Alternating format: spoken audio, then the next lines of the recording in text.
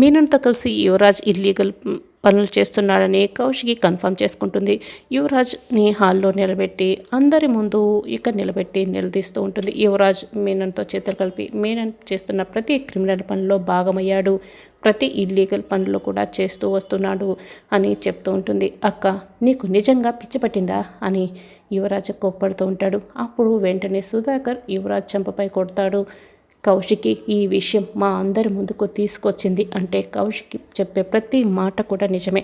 నువ్వు ఇంకేం తప్పించుకోలేవు యువరాజ్ అని సుధాకర్ కోపడతాడు. నిషి అయితే యువరాజ్ కాలర్ పట్టుకుంటుంది. ఏంటి యువరాజ్, మామయ్య వదిన చెప్తున్నది నిజమేనా? నువ్వు నిజంగానే మీనన్తో చేతులు కలిపి ప్రతి ఇల్లీగల్ పనిలో పాలు పంచుకుంటున్నావా? అంటే నిన్ను జేడి అరెస్ట్ చేసేస్తుందా? చెప్పు చెప్పు యువరాజ్ అని ధాత్రి కేదార్లు అయితే బాధపడుతూ నిషిని చూస్తూ ఉంటారు. నిషి ఆగుతావా అని కేదార్ అడుగుతూ ఉంటే, నీకు ఇందులో సంబంధం లేదు, నేను నా భర్తతో మాట్లాడుతున్నాను, నువ్వైతే మధ్యలో అడ్డుపడకు అని నిషి అయితే వేలు చూపిస్తూ కేదార్కి వార్నింగ్ ఇస్తుంది. చెప్పు యువరాజ్, నువ్వు చేస్తున్నదంతా నిజమేనా? నువ్వు క్రిమినల్వా అని నిషి యువరాజ్ కాలర్ పట్టుకొని మరీ ప్రశ్నిస్తూ ఉంటుంది.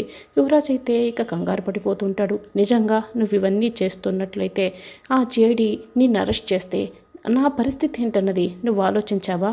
అంటే నా జీవితం సర్వనాశనమైనట్లే కదా.